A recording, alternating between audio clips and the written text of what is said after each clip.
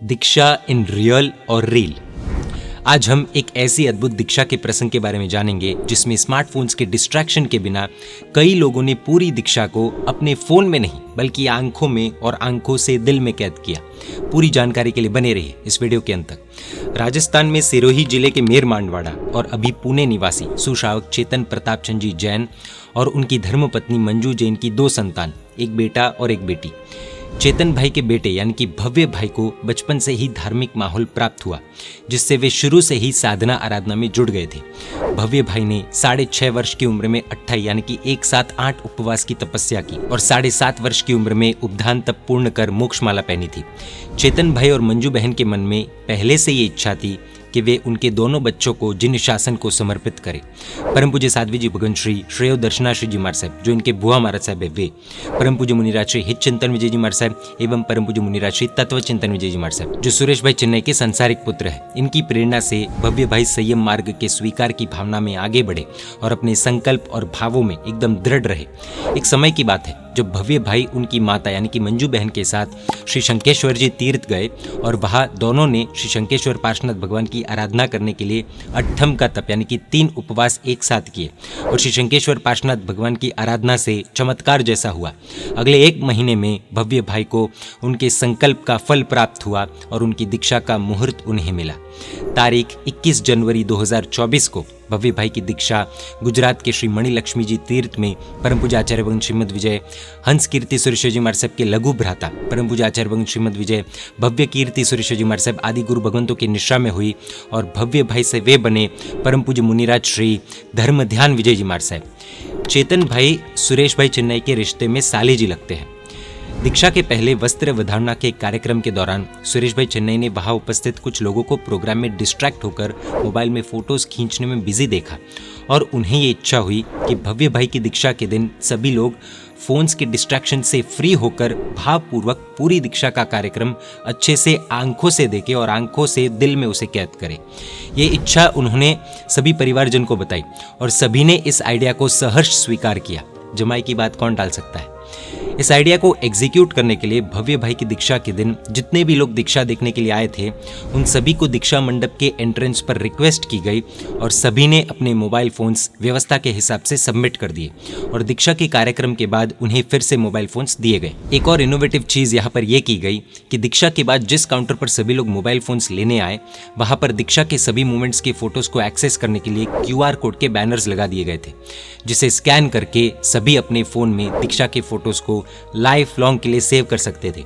इस अद्भुत आइडिया के कारण दीक्षा में उपस्थित हर व्यक्ति ने डिस्ट्रैक्शन और टेंशन फ्री होकर पूरी दीक्षा को अच्छे से देखा जिससे कई लोगों के मन में भावों की अलग लेवल की बढ़ोतरी हुई।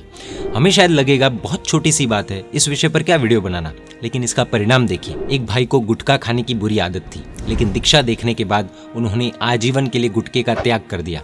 एक बहन जिन्हें धर्म में ज्यादा इंटरेस्ट नहीं था लेकिन दीक्षा देखने के बाद वे धर्म से जुड़े और उन्होंने स्वाध्याय सामायिक प्रतिक्रमण करना शुरू किया, रात्रि भोजन कंदमूल आदि त्याग किया। एक भाई जो कभी मंदिर नहीं जाते थे उन्होंने दीक्षा देखने के बाद प्रभु पूजा करना शुरू किया और अब उनका पूरा परिवार हर रोज प्रभु पूजा करता है। लगभग 10 से 15 लोगों ने आजीवन यानी कि लाइफ लॉन्ग के लिए जमीन कंद का त्याग किया। इस तरह की अनेकों घटनाएं बनी। वेश परिवर्तन से पहले जब उनका मुंडन चल रहा था तब वो दृश्य देखकर उनके मामा जी धीरज भाई जिन्हें हेयर स्टाइल का बहुत शौक है उन्होंने भी उसी समय मुंडन करवा दिया। लिस्ट बहुत लंबी है लेकिन लगभग सभी का यही मानना था कि मोबाइल फ्री होकर दीक्षा देखने से भावों की जबरदस्त बढ़ोतरी हुई और ऐसा कहा जाता है कि there is one moment that can be the turning point in your life.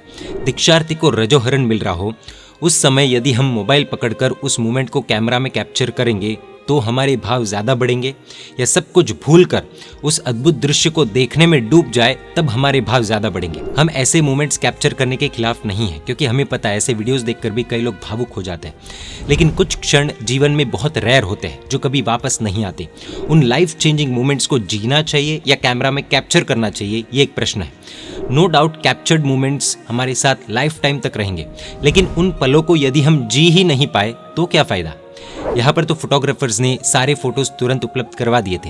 हो सकता है सब जगह ऐसी व्यवस्था न हो, लेकिन तब भी हमारा ध्यान कैप्चरिंग में ज्यादा होना चाहिए या फिर लिविंग में, उस क्षण को जीने में, ये हमें खुद से पूछना होगा।